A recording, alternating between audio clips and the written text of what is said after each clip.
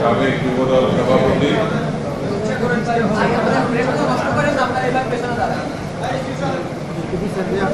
বর্তমানে দেশনেত্রী বেগম খালেদা জিয়ার বিএনপি চেয়ারপারসনের সম্মানিত উপদেষ্টা জননন্দিত বক্তা সৈয়দ মোজাম্মেল হোসেন আলাপ,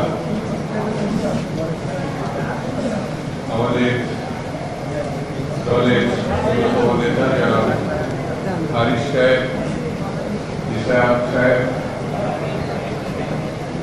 শিক্ষকদের নেতা জাকির সাহেব সহ মন্ডলী এবং মিডিয়ার বন্ধুরা, আসসালামু আলাইকুম। যেই সময় জয়নাল আবেদে ফারুক সাহেবের উপরে নির্মম এবং প্রশাসনিক হামলা হয়েছিল, আমার বিবেচনায় সেই দিনই শেখ হাসিনার পতন হয়ে গেছে। আনুষ্ঠানিক পতন গত 1 বছর আগে হলেও গণতন্ত্রের পতন, বিএনপির উপরে আক্রমণ, দেশনেত্রীর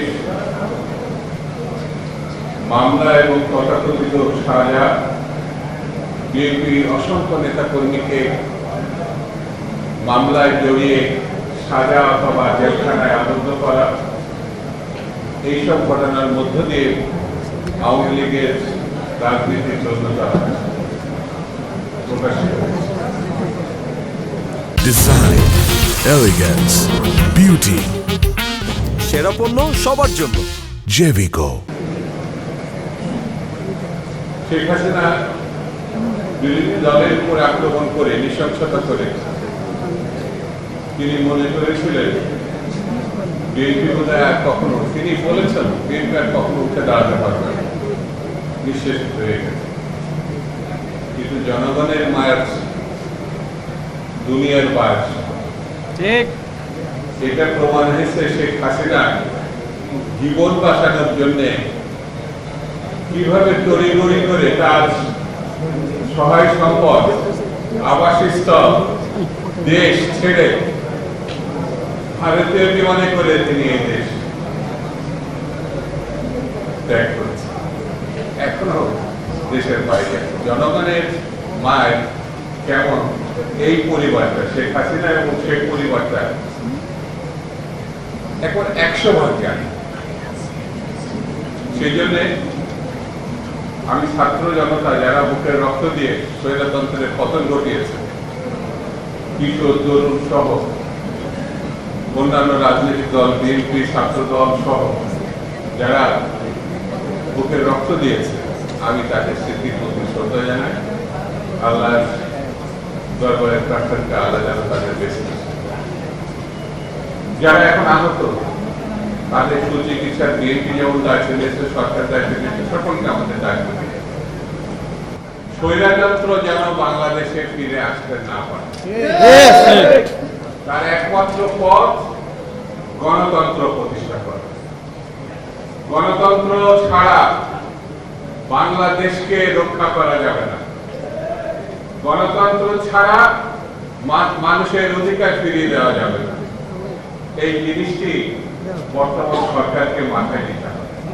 এখন অনেকে বিএনপিকে আমলে নিতে চাচ্ছে না। নির্বাচন হলে নাকি বোঝা যাবে কোন দল কোন ভাবে কতটা শক্তিশালী। আমরাও তাই মনে করি। আমরাও মনে করি নির্বাচনটা খুব জরুরি। নির্বাচন হলে কারা 2টা না 3টা সিট পাবে অথবা জামানত বাজেয়াপ্ত হয়ে দেশ ছাড়া হবে, এটা নির্বাচন ছাড়া তো বোঝা যাবে না। কিন্তু কায়দা কৌশল করে সংস্কারের নামে, বিচারের নামে আরো কি কি সব ফেতনা বিষয় সামনে এনে নির্বাচনটা কিভাবে ঠেকানো যায় সেই বিবেচনায় সামনে এনেছে।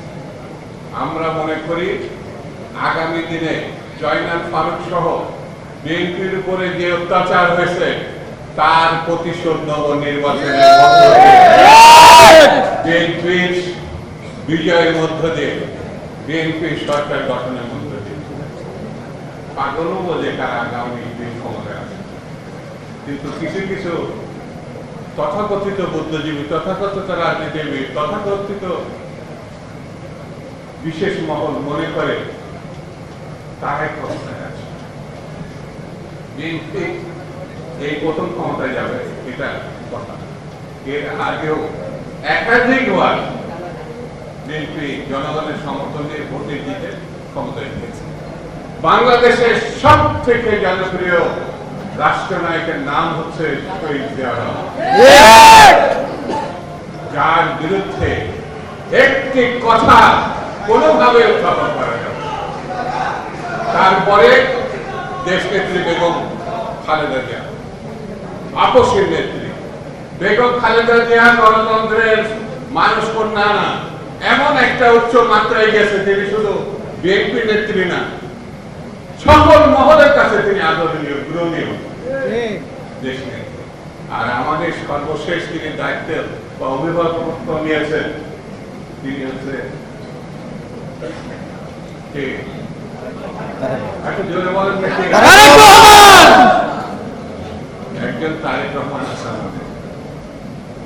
আমরা মনে করি তার মধ্য দিয়ে বাংলাদেশের যে আগামী দিনের সমস্যা, সেই সমস্যাগুলো মীমাংসা করা সম্ভব। তিনি হচ্ছেন জনতারেক, বিতর্কহীন সব থেকে জনপ্রিয় বর্তমান অবস্থায় তিনি অপেক্ষা করছেন যে কোনো মুহূর্তে তিনি দেশে ফিরে আসবেন ইনশাআল্লাহ।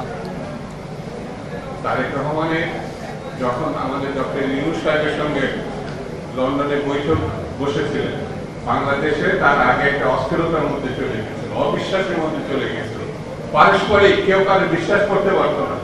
কিন্তু ডক্টর ইউনূস এবং জনাব তারেক রহমান যখন লন্ডনে বসছিলেন, তারপরে কিন্তু একটা আশার অবস্থা তৈরি হয়েছে যে বাংলাদেশের নির্বাচন হবে।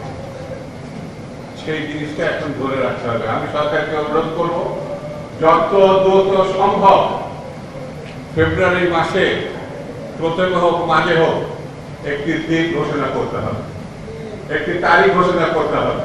তাহলে এখন যে অস্থিরতা এবং সংকট আমার মনে হয় অনেক অংশে সেটা কমে যাবে। সেই জন্য আগামী দিন সকলকে ঐক্যবদ্ধ থেকে ষড়যন্ত্রকারী শক্তি পার্শ্ববর্তী দেশে বসে বসে ষড়যন্ত্রের স্বপ্ন দেখায়, যে কোনো মানুষকে ঠুস করে ঢুকে পড়ে। আওয়ামী লীগের আগামী 100 বছরের মধ্যে ফিরে আসার কোনো সম্ভাবনা নেই, কোনো সম্ভাবনা নাই। আওয়ামী লীগকে হত্যা করেছে, খুন করেছে, সেই হত্যাকারী হচ্ছে শেখ হাসিনা। ফারুক রশিদ এক সময় 15ই আগস্টের গণঅভ্যুত্থানের মধ্য দিয়ে অনেকে বলে শেখ মুজিবকে হত্যা করেছে।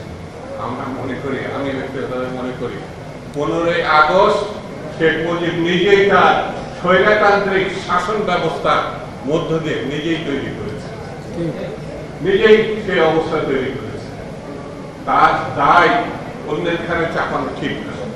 আর সর্বশেষ ভয়ঙ্কর পরিস্থিতি 15 বছরের সৃষ্টি হলো শেখ হাসিনা, তার দায়ও শেখ হাসিনাকে নিতে হবে, জনগণকে দায়ী করবে না। জনগণ তার আরোগ্য কাজ যেটা 71 মুক্তিযুদ্ধের সময় করেছিল, স্বাধীনতা এবং গণতন্ত্রের জন্য যে যুদ্ধ করেছিল, সেই দায় জনগণ তার নিজ কাঁধে নিয়ে এইরকম একটি স্বৈরতান্ত্রিক শাসন ব্যবস্থাকে ধ্বংস করেছে বাংলাদেশের মানুষ।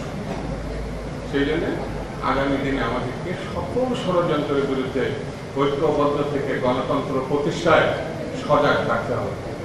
এই কথা বলে সবাইকে ঐক্যবদ্ধ থাকার আহ্বান জানিয়ে আমি আমার বক্তব্য শেষ করছি। খুদা হাফেজ। বাংলাদেশ জিন্দাবাদ।